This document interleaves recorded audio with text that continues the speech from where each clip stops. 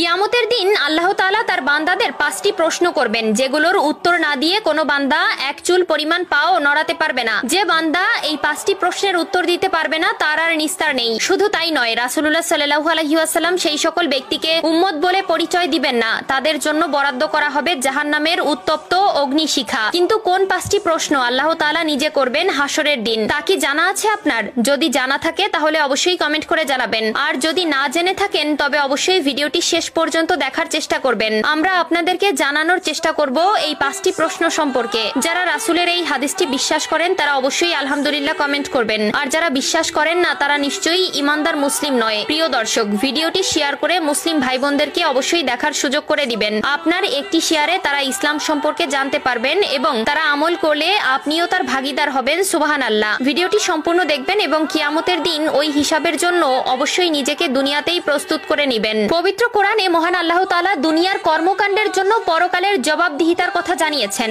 এছাড়াও রাসূলুল্লাহ সাল্লাল্লাহু আলাইহি ওয়াসাল্লাম বলেছেন, কিয়ামতের দিন এই 5টি প্রশ্নের জবাব না দিয়ে তারা আল্লাহর সামনে থেকে সরতে পারবে না। স্বয়ং আল্লাহ তাআলা নিজে তার বান্দাদের কিয়ামতের দিন যে প্রশ্ন করবে তার প্রথম প্রশ্ন হলো, জীবন কোথায় নিঃশেষ করেছো? আল্লাহ তাআলা আমাদের সুন্দর একটি জীবন দান করেছেন, যার জন্য আমরা আল্লাহর কাছে চিরকৃতজ্ঞ। আল্লাহ তাআলা আমাদের দুনিয়াতে পাঠিয়েছেন তার ইবাদত করার জন্য, তার দেখানো পথে চলার জন্য, তার আদেশ নিষেধ মেনে চলার জন্য এবং শয়তানের প্ররোচনা থেকে নিজেকে বিরত রাখতে। কিন্তু আমরা আমাদের জীবন কোন পথে অতিবাহিত করেছি তার উত্তর আল্লাহর কাছে দিতে হবে। আমরা আমাদের জীবন কেমন ভাবে কাটিয়েছি তার উত্তর না দিয়ে কোনোভাবেই নিস্তার পাওয়া যাবে না। 2 নম্বরে আল্লাহ তাআলা যে প্রশ্ন করবে তা হলো, সম্পদ কোথা থেকে উপার্জন করেছো? প্রিয় দর্শক, এই প্রশ্নের উত্তর আমাদের সকলকেই দিতে হবে। আমরা হারাম পথে নাকি হালাল পথে উপার্জন করেছি তার উত্তর না দেওয়া পর্যন্ত এক চুল পরিমাণ পাও নড়াতে পারবো না। এবং অবশ্যই সুদ, ঘুষ, চাঁদাবাজি এবং খারাপ পথে উপার্জন থেকে নিজে হালাল পথে ইনকাম করতে কষ্ট হলেও পরকালে আল্লাহ তাআলা আপনাকে শান্তির জায়গা দিবেন। 3 নম্বরে রয়েছে, তোমার উপার্জিত অর্থ